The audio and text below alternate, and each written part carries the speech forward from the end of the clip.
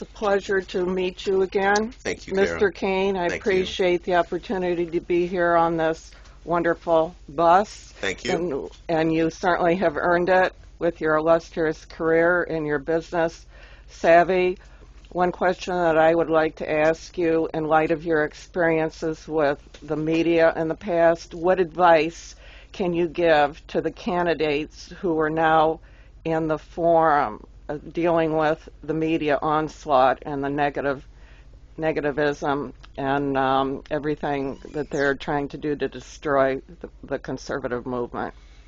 The biggest advice that I would give to the candidates: beware of fly specking, because those members of the media that want to destroy or cloud a good candidate's reputation or record, they look for your weakest moment, misuse of a word, and that's what they focus on.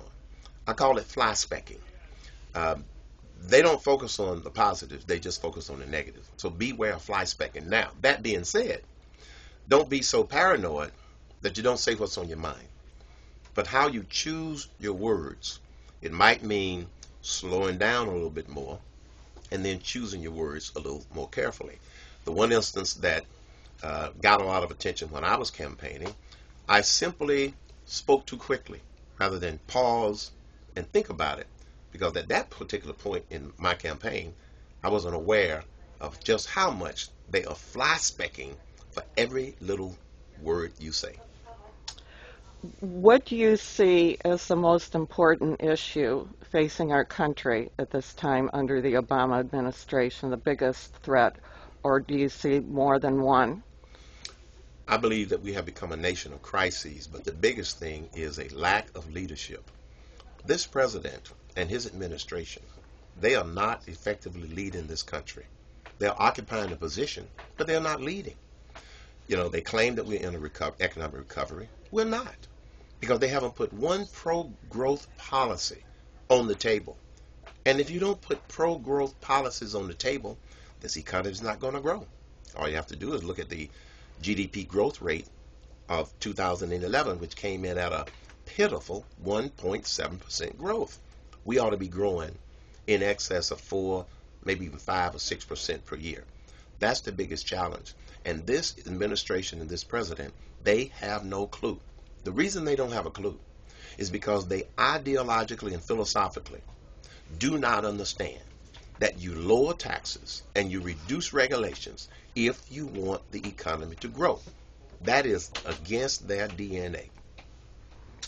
My blog focuses mainly on fossil fuel energy independence for this country, and I believe with Yes. energy independence comes national security. Yes. But the Obama administration, the EPA, the DOE, the DOI is blocking our energy dependence. There have been a lot of bills that the House Natural Resources Committee has tried to pass to get our offshore drilling started again, to stop the impasse on the uranium mining out there in Arizona. And now just about a week ago, I hear that Salazar has shut down hydrofracking in Wyoming, Colorado, and Utah on national lands. How can we become energy independent again? What would your advice be as how to get energy dependence back if the Obama administration is putting up all these roadblocks? I'm a strong proponent of energy independence. I do believe that it is also a national security issue.